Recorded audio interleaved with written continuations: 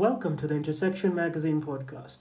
This week we are in Nairobi, Kenya, and we're trying to get as many stories from people in the technology and innovation ecosystem.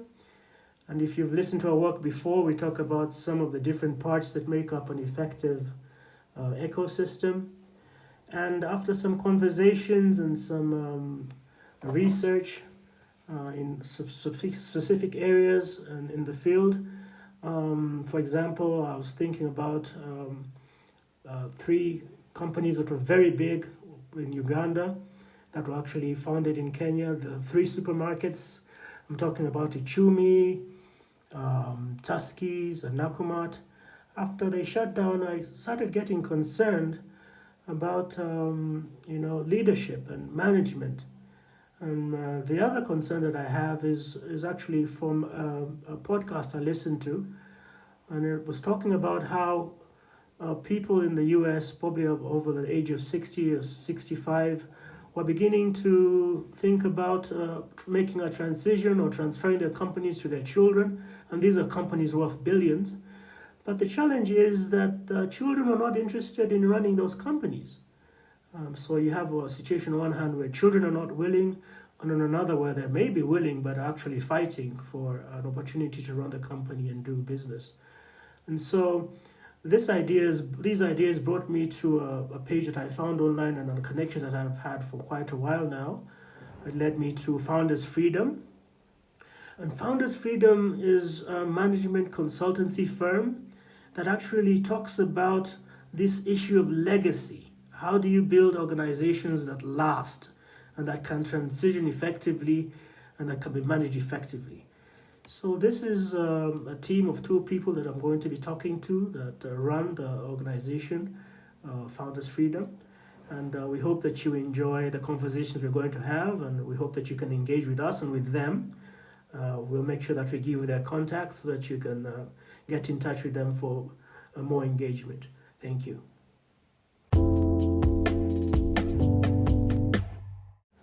So my guests today are the two co-founders of Founders Freedom. So I'll give them an opportunity to introduce themselves. My name is Joyce Kaima, and I'm a co-founder of Founders Freedom. I founded Founders Freedom together with Martin Mutuku, and he'll introduce himself afterwards, after we found out that we have a shared vision. My background my training is in economics and accounting, so I'm trained as an economist undergraduate and ACCA, with also a master's in professional accountancy. And I have almost a decade of experience in working with small and medium-sized enterprises to assess their performance and give them recommendations on how to improve. Thank you, Nicholas, for having us. My name is Martin Mutuku, co-founder of Founders Freedom, an area I've had passion in for quite a while. So 20 years experience working with small and medium enterprises, and that has taught me a few things. Mm-hmm. Working with SMEs, you see how the business is really dependent on the guy who founds the business, mm-hmm. and providing them with funding, with training, with mentoring opportunities, and all that's well and good, really helps the business grow. Mm-hmm. But one of the things that really kept disturbing me was how there was so much riding on the founder, and everything rises and falls on whether the guy is around, mm-hmm. really has no life away from the business. And so our idea and my desire to found Founders Freedom was to give the founder freedom, mm-hmm. really have a life while running the business now, mm-hmm. and even have an opportunity, put in place structures and mechanisms that allow the business to run in their absence. Okay. And truth be told, the guy will still be away from the business at some point, whether you like it or not. Mm-hmm. What happens to this wonderful vision and business you've been running? So I desire to help businesses mm-hmm. get to a place where they thrive mm-hmm. in the present, mm-hmm. and have the founder get to a place of relaxing, knowing the business will run and the vision will still be fulfilled in their absence. Okay. Yeah. We have an interesting problem in Uganda. We have described as the most entrepreneurial country, but we're told that businesses don't last over a year. So I'm excited that we can get an opportunity to talk to you about some solutions for situations of that kind. Now, I'm reading here in your that you have a two end goal. Your end goal is twofold. Can you give us a little bit more about that? It talks about strategic direction as well as businesses that last for generations. Tell us a little bit more about that. Sure, I'll have a go first. So, the one thing that we've realized from our years of experience, I've had about 20 years working with small and medium enterprises, and it's amazing how wonderful these businesses are set up. When you talk with anyone else in the business, apart from the founder, they just show up to do a job. They show up to do whatever the founder assigns for them to do that day. Okay. Nobody else has the vision, the understanding of what success looks like. Okay. And the tragedy still is that even the founder has not had the vision that's so clear in their mind documented. Okay. So it becomes even that much harder Okay. to pass it on to all these other key stakeholders. Okay. Your suppliers, your customers, but most critically, your employees. So strategy for us is allowing the founder to document, first and foremost, what's your vision? What's your big plan for this business? Okay. What does success look like? Okay. That then allows you to rally other people around it and clarify. So what role do you play in helping me run my business?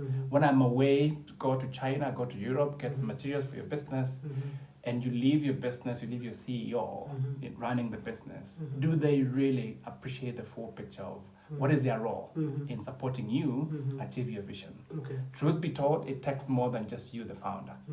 And the better you get at documenting your vision, then the easier it is to rally other people to help you achieve. The strategy to us is really, really key. Okay. Deciding where you're going to play, how do you win in that space. Yes. Okay. As well as you talked about the twofold vision, it talks about a business that lasts generations, Correct. businesses or institutions that last generations. Can you tell us a little bit more about that?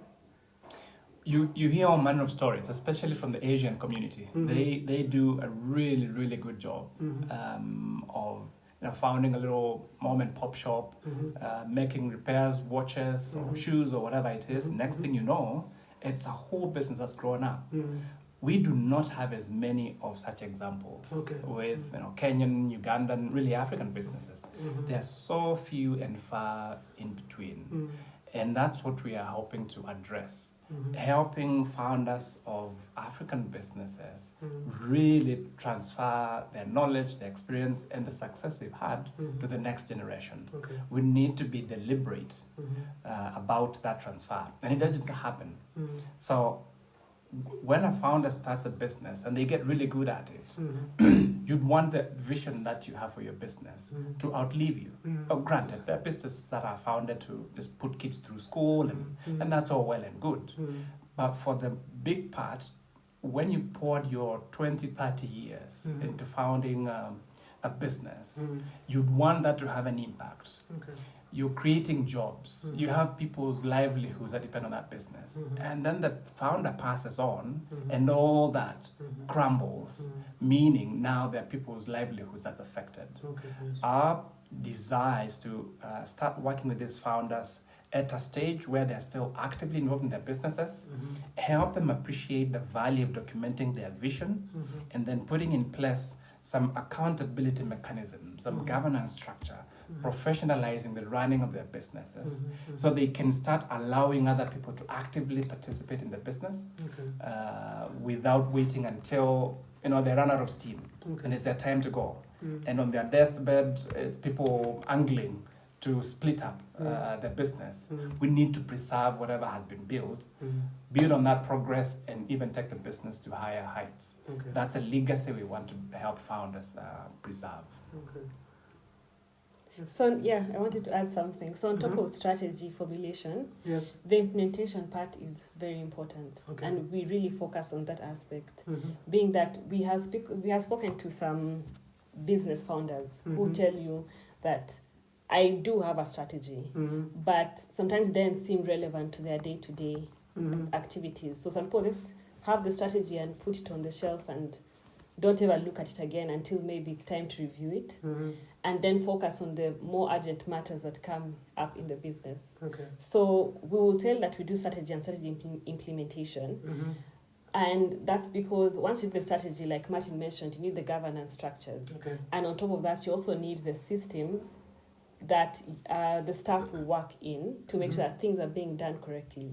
There are some founders who have a business that they would like to pass on to the next generation, but their fear is that things will not be done the way they think they should be done, or they have been running a successful business and someone might come and ruin it.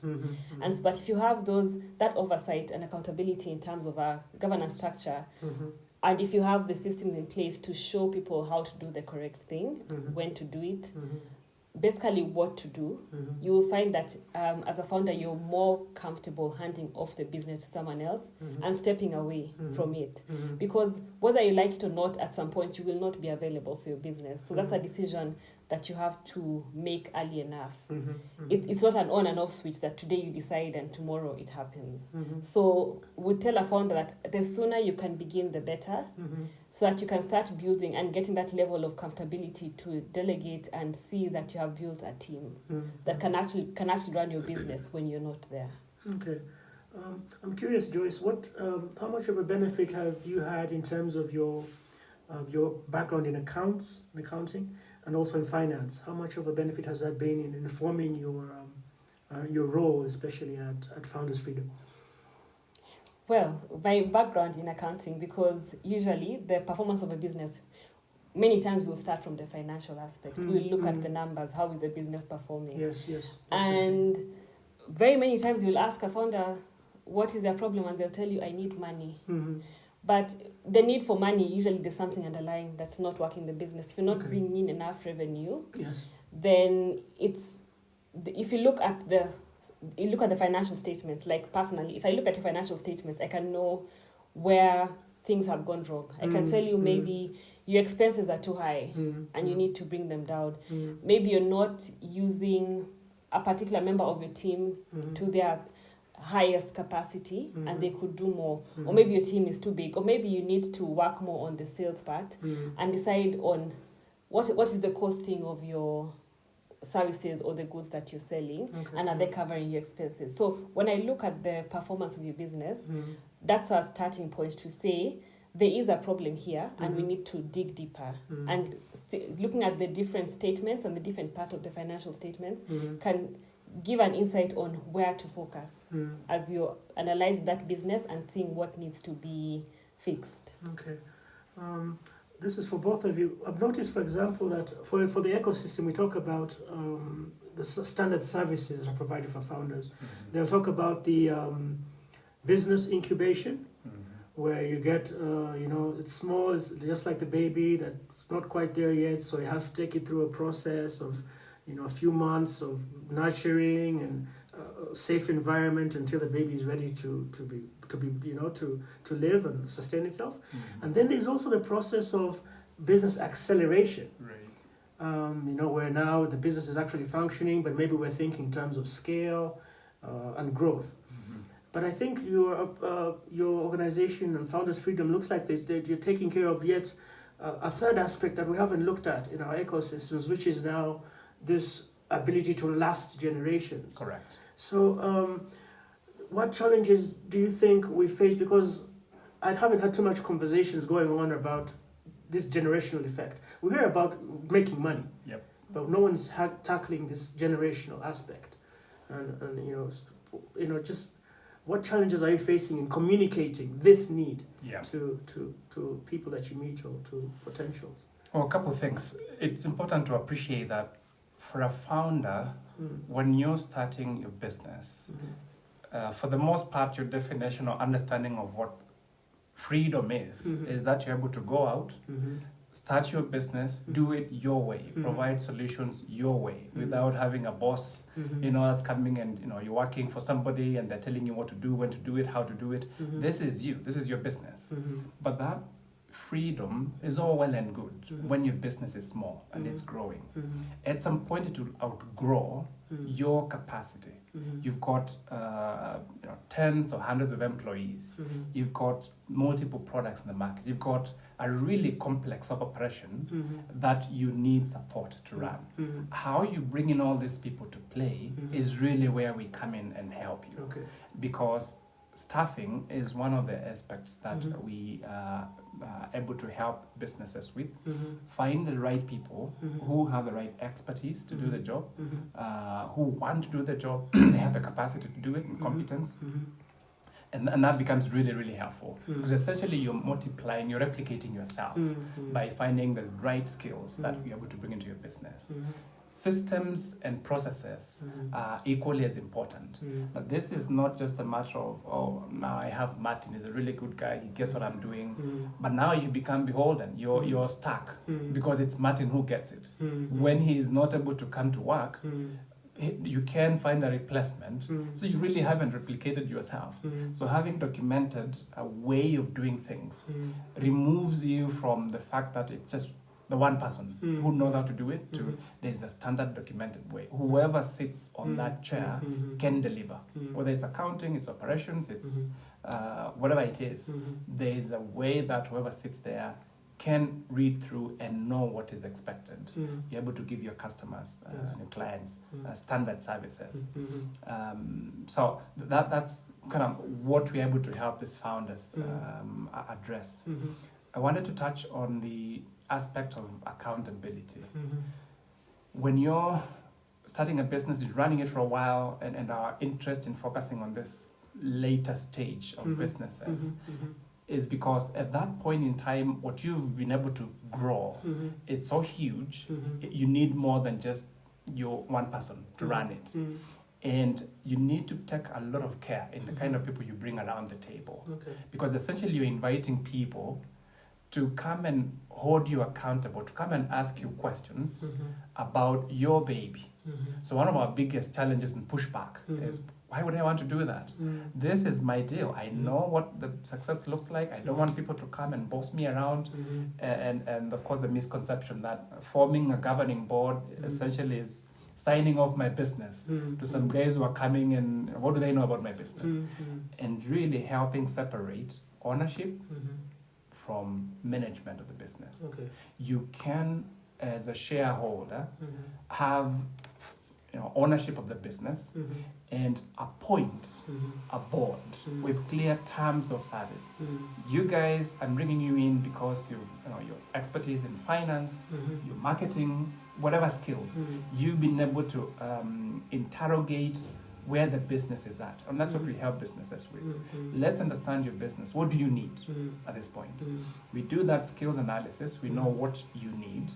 We're working with another company that's got over 1,800 database of directors. And we can go in and pull out different profiles that will bring you as a founder and say, so here's a short list of 7-10 guys that possess the skill set you need to sit in your governing board.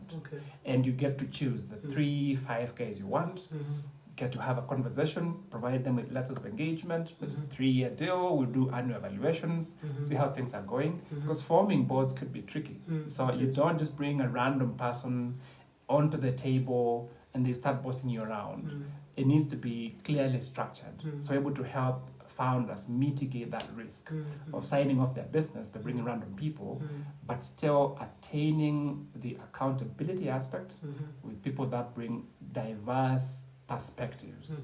They're able to catch your blind spots. They're able to bring their networks and really accelerate your business. And you're already beginning to lay the foundation that even in your absence, the business is not just about you. There's a whole team now that's working with you to sustain the success you've had and really scale it up to the next level. Also, I've noticed that when you talk about, we're trying to tackle the issue of funding. At the recent East Africa Com, there was a fireside chat about this funding problem. And one of the things that actually stood out, or they talked about before, and I've heard it before in different fora, is the idea that if you want funding from venture capitalists, angel investors, most of the funding will be directed to companies that have been through incubation programs or through accelerator programs. So there's a sense in which groups like yours, like Founders Freedom, is helping, deal with the issue of structure that is so necessary for organizations, businesses to scale and to receive funding and investment to take their businesses to another level. So I find that interesting. But the other thing I think that stands out about what you guys are doing is, how you talk about when someone passes away and bring in a lawyer to manage the estate. Right. Your organization kind of feels like it has a strong legal side to it. Tell us more about that, or if that relates to what you're doing, in the sense of managing wealth or extending the lifetime of a business, or the legal part that seems to be a legal approach that some people take for things of this nature, because you're in a sense becoming part of a process of managing someone's estate. Correct. Yeah. Tell us a little bit about that. So 2 quick things, then I'll let Joyce chime in. So on one hand, on the financing part, as the businesses grow, the kind of funding you're needing to really step things up to the next level will be quite substantial. And that you need to be guided. So in a way, we're able to work with founders and kind of help them get investor ready. Yes. When you're talking about VCs and all these other funding institutions, the kind of investment you're looking to bring into your business could require equity. All right? A VC comes and say, well, we want equity stake in your business. Now, this is somebody coming to buy stake in your business when you really haven't thought about what does that even mean. I'm not even valued my business. I don't even have a functioning board. They want to sit on my board. Which board? So you have set yourself in such a weak beginning position that brings in the venture capitalists with all this, I'm bringing in money and I'll need a seat or two on the board. And since you don't even have a board, they are essentially driving the agenda. So by being proactive and setting up these governing structures early on, you have now a position where you can say, no, this is how we value our business at. You can negotiate from a strong point. And you have a team around you helping you negotiate. You can cede one seat, all right, of your board to the venture capitalists, but they're coming to an existing structure. They will not be the ones to come and set the agenda for you. So that's a bit about a funding aspect. We don't do the funding, but we can help you get ready to the extent that there's already an existing team that helps you negotiate for the best deal possible and allow the VC to come in to that existing structure. Their value they're bringing is clearly defined. The second aspect you mentioned about the wealth management, transitioning with the legal aspect. So as part of forming a complete governing board, you will need a company secretary. And that's the person that brings in the legal perspective to the discussions. They want to make sure, first of all, the company is properly registered. There is that clarity I mentioned earlier about separating ownership and management of the company affairs. Because one other confusion, really, a misconception there is as say we three of us, we are into a company. I own 60% share of the company. You got your 20, she has that 20%.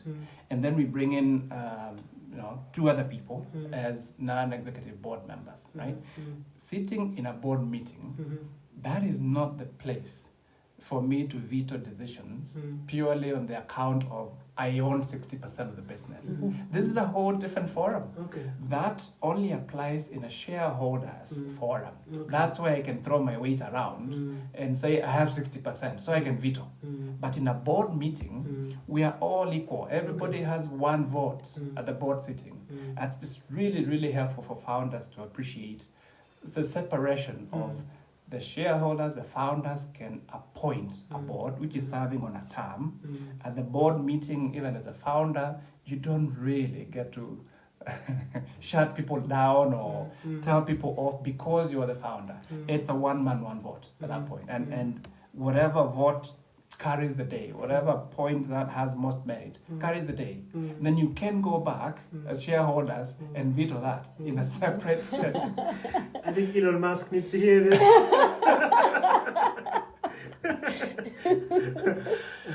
So that's just the legal aspect that we're able to help and guide founders in forming this corporate governance. So it's a professional way of running your outfit. Yes. You want to chime in? Add anything? On the first part that you're speaking about, in terms of investor readiness, what we do essentially would add up to building a business that has strong foundation, a strong business. While on our end, the impact we want to have is to have people have businesses that can outlive them, run in their absence. On the investor side, they'll actually do the same thing. We also have experience with that whole funding side in our previous lives.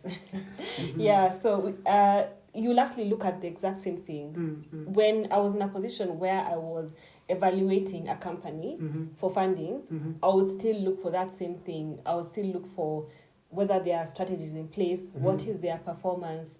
I'm looking at their staff, I'm looking at the structure they have in place, so that I can know that they will be accountable to use the money as they said they would use it. Because there are some situations where you give funding and then when you come back, they tell you, something else came up. But if they have that oversight, they will not go and use the funding for something else. So in the end, as much as ours is heading towards building a business can run without the founder, even on the investor readiness side, it still ends up building it, because essentially what we're doing is building a business that has strong foundations. Yes. Okay. And people would even miss out on that funding on account of key man risk. When you're doing your risk assessment, it's just the founder. Well, what happens if this guy, God forbid, gets knocked down by a bus? That's it. So having this structure then allows, it will allays, it mitigates a lot of risks on your investments. Okay. Thank you very much for sharing these important points and for taking your time to be with us today at this podcast. Now, we like to give our hosts an opportunity to kind of give us a little bit more in terms of where can we find them, how can we connect with them, are they looking for partnerships, are they hiring, all those kinds of things. So what are your socials? So socials, let me talk about socials. We are on LinkedIn, first of all. You can find us Founders Freedom, just plain Founders Freedom. We are also on Instagram. And our handle it begins with an underscore Founders Freedom and another underscore. Yes. Well, we're also on Facebook, Founders Freedom. You can reach us via email, hello@foundersfreedom.org. And our website is www.foundersfreedom.org. Yes. Okay. Thank you very much, Joyce Kaima and Martin Mutuku, for taking your time to be with us. And we hope we can have more engagements in the future. And we look forward to seeing more growth and probably expansion into Uganda. Yes. You're welcome. This is a Pan-African deal. We're hoping to grow this thing across Africa. This is needed across the region. Oh, excellent. Thank you so much. Thank you so much for your time. Thank you for having us, Nicholas. Thank you. Welcome.